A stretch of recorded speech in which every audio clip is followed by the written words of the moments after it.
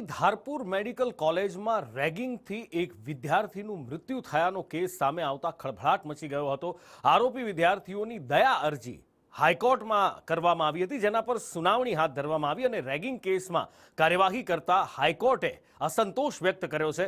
1 લાખ રૂપિયામાં કોઈનું બાળક પાછું ન આવે, કડક શબ્દોમાં હાઈકોર્ટે આ વાત કરી છે અને સાથે જ ભવિષ્યના ડોક્ટરો આવા ના હોય એ પણ કહ્યું છે।